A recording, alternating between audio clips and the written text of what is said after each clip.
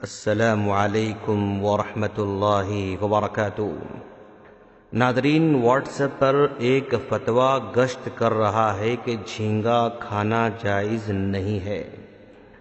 مفتی صاحب نے دلیل کے طور پر یہ کہا ہے کہ سمندری جانوروں میں صرف مچھلی جائز ہے اور اس کے علاوہ جائز نہیں ہے، کیونکہ ہماری دعوتوں میں، گھروں میں، ہوٹلوں میں کثرت سے جھینگے کا استعمال کیا جاتا ہے۔ اچانک ایک فتویٰ لوگوں کے سامنے آتا ہے تو عام لوگ پریشان ہو جاتے ہیں۔ مفتی صاحب کو چاہیے تھا کہ مسئلے کو ذرا وضاحت کے ساتھ بیان کر دیتے کہ کن کے پاس جائز ہے اور کن کے پاس جائز نہیں ہے۔ ذرا تفصیل سے وضاحت کی جاتی تو لوگوں کو زیادہ تشویش نہ ہوتی۔ میں نے اس سلسلے میں نیٹ پر سرچ کیا تو مجھے بہت سارے لوگوں کے فتاوے ملے اور آرٹیکلز ملے، لیکن ان میں سب سے زیادہ جامع اور واضح شیخ مقبول احمد سلفی حفظہ اللہ کا مضمون ملا۔ اس لیے میں نے مناسب سمجھا کہ لوگوں کی تشویش اس مضمون کو اختصار کے ساتھ بیان کرتے ہوئے دور کی جائے۔ شیخ مقبول احمد سلفی حفظہ اللہ لکھتے ہیں کہ جھینگے کے متعلق عوام میں غلط فہمیاں پھیلی ہوئی ہیں۔ اس کی وجہ علماء کے درمیان مختلف قسم کے فتاوے ہیں۔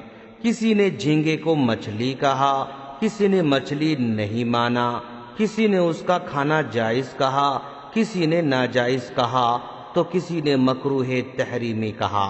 یہ مختلف قسم کے فتاوے لوگوں کے لیے الجھن کا سبب بنتے ہیں۔ میں نے اس الجھن کو دور کرنے کی چھوٹی سی کوشش کی ہے۔ اس مسئلے کو سلجھانے کے لیے سب سے پہلے دریائی حیوانوں اور مچھلیوں کے متعلق شریعت کا حکم دیکھنا پڑے گا۔ حدیث میں جابر بن عبداللہ رضی اللہ تعالیٰ عنہ کی روایت ہے، نبی کریم صلی اللہ علیہ وسلم فرماتے ہیں، اللہ کے رسول صلی اللہ علیہ وسلم سے سمندر کے پانی کے بارے میں سوال کیا گیا تو آپ نے فرمایا هو الطہور ماؤہ والحل میتتہ۔ ابن ماجہ کی روایت ہے، سمندر کا پانی پاک ہے اور اس کا مردہ حلال ہے۔ اس حدیث میں دو باتوں کا ذکر ہے۔ پہلی بات یہ کہ سمندر کا پانی پاک ہے، دوسری بات یہ کہ سمندر کا مردار حلال ہے۔ یہ مردار، اس سے کیا مراد ہے؟ اس کی وضاحت دوسری حدیث میں آتی ہے جس میں اللہ کے رسول صلی اللہ علیہ وسلم نے فرمایا احلت لکم میتتان ودمان فاما المیتتان فالحوت والجراد واما الدمان فالکبد والطحال۔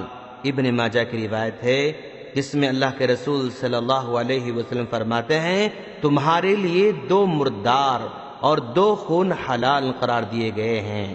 مردار سے مراد مچھلی اور ٹڈی ہیں، اور جبکہ خون سے مراد جگر اور تلی ہیں۔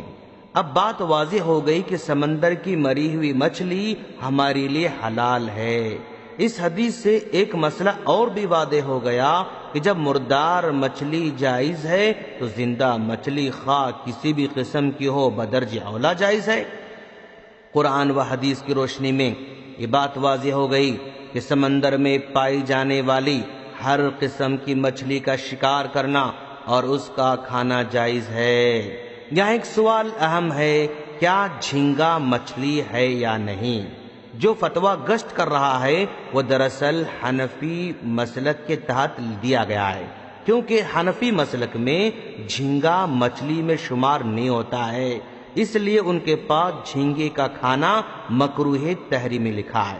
تحقیق کرنے سے معلوم ہوتا ہے کہ بعض حنفیہ کے پاس جھینگا مچھلی میں شمار نہیں ہوتا ہے، اور حنفیہ کے یہاں مچھلی کے علاوہ سمندر کا کچھ بھی حلال نہیں ہے، جیسا کہ البدائع، فتاوی ہندیہ اور در مختار میں لکھا ہے۔ حالانکہ امام مالک، امام شافعی، امام احمد بن حنبل رحمہ اللہ کے پاس یہ جھینگا منع نہیں ہے۔ احادیث کی روشنی میں بات بالکل سیدھی تھی کہ سمندری جانور سب حلال ہیں، لیکن امام ابو حنیفہ رحمہ اللہ کے پاس مچھلی کے علاوہ کوئی بھی جانور حلال نہیں ہے۔ لیکن اگر ہم امام ابو حنیفہ رحمہ اللہ کے مطابق بھی دیکھیں تو جھینگا حلال ہی ہے، کیونکہ عربی کی بہت ساری ڈکشنریوں میں جھینگے کو مچھلی ہی کی قسم بتایا گیا ہے۔ لغت کی کتابیں، طب کی کتابیں، علم الحیوان کی کتابیں دیکھنے سے پتہ چلتا ہے کہ ان ساری جگہوں میں جھینگے کو مچھلی ہی کی قسم لکھا گیا ہے۔ قدیم و جدید لغت اور طب کی کتابوں میں بھی جھینگا مچھلی کے طور پر ملتا ہے، جیسا کہ محیط المحیط کے مصنف نے صفحہ نمبر 725 پر جھینگے کے متعلق لکھا ہے: سمكة صغيرة بقدر الجرادة او اکبر قلیلا وتشبهها، یعنی جھینگا ایک چھوٹی سی مچھلی ہے جو ٹڈی کی طرح یا اس سے تھوڑی بڑی ہوتی ہے اور اس کے مشابہ ہوتی ہے۔ معجم الالفاظ الزراعیہ کے مصنف نے صفحہ نمبر 197 پر یہ عبارت لکھی ہے: وضرب من السمك، یعنی جھینگا ایک قسم کی مچھلی ہے۔ ابو بکر بن درید نے جمہرۃ اللغہ میں لکھا ہے کہ جھینگا مچھلی کی قسم ہے۔ زبیدی نے تاج العروس میں سفید کیڑے کی طرح مچھلی بتایا ہے۔ علامہ جوہری نے الصحاح میں لکھا ہے کہ اربیان حمزہ کے کسرے کے ساتھ ایک قسم کی مچھلی جو سفید کیڑے کی طرح ہوتی ہے۔ کمال کی بات ہے، علامہ فیروز آبادی جو کہ حنفی المسلک ہیں، انہوں نے القاموس المحیط کے اندر لکھا ہے: الاربیان بالکسر سمکن، یعنی اربیان جھینگا ایک مچھلی ہے۔ اس طرح بے شمار لغت کی کتابوں کے حوالے سے پتہ چلتا ہے کہ کتب لغت کے علاوہ مختلف علوم و فنون کی کتابوں میں بھی اسے ایک مچھلی ہی مانا گیا ہے۔ ابو ہلال عسکری رحمہ اللہ جو کہ 395 ہجری میں ان کا انتقال ہو رہا ہے، وہ اپنی کتاب التلخیص فی معرفت اسماء الاشیاء میں اربیان جھینگے کو ایک چھوٹی مچھلی قرار دیا ہے۔ ابو العلا المعری جو کہ سن 449 ہجری میں انتقال کرتے ہیں، وہ اپنی کتاب رسالۃ الملائکہ میں کہتے ہیں: وضرب من السمک، یعنی جھینگا مچھلی کی طرح قرار دیا ہے۔ یاقوت الحموی جو کہ سن 626 ہجری میں انتقال کرتے ہیں، انہوں نے معجم البلدان میں بھی مچھلی کی قسم قرار دیا ہے۔ مذکورہ تمام حوالوں سے پتہ چلتا ہے کہ قدیم و جدید لغت اور مختلف علوم کی کتابوں میں جھینگے کو مچھلی ہی مانا گیا ہے۔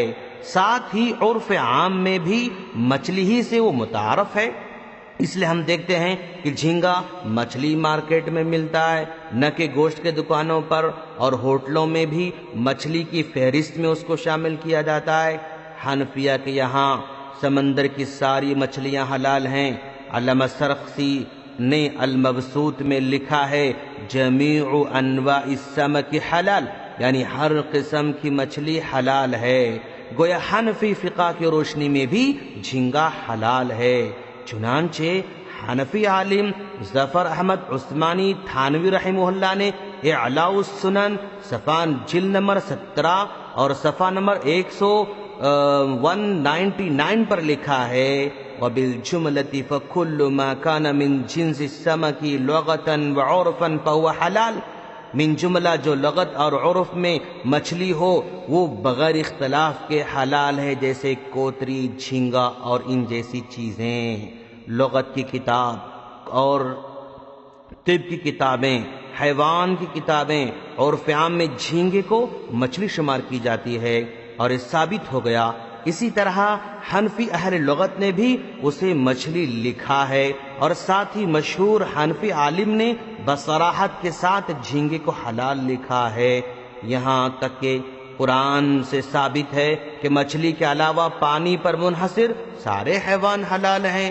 ساتھ ہی کھانے پینے کی چیز میں اصل حلت ہی ہے، سوائے اس کے جس کو نام لے کر حرام کہا گیا ہو۔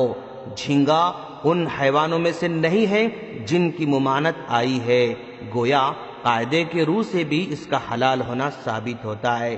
لہذا ایک ثابت شدہ چیز کو مکروہ اور ناجائز کہنا اللہ کے حدود سے آگے بڑھنے کی طرح ہے۔ ہم اللہ سے دعا کرتے ہیں کہ باری تعالیٰ تو ہم تمام کو دین کو صحیح طور پر سمجھنے کی توفیق عطا فرما، آمین۔ السلام علیکم ورحمۃ اللہ وبرکاتہ۔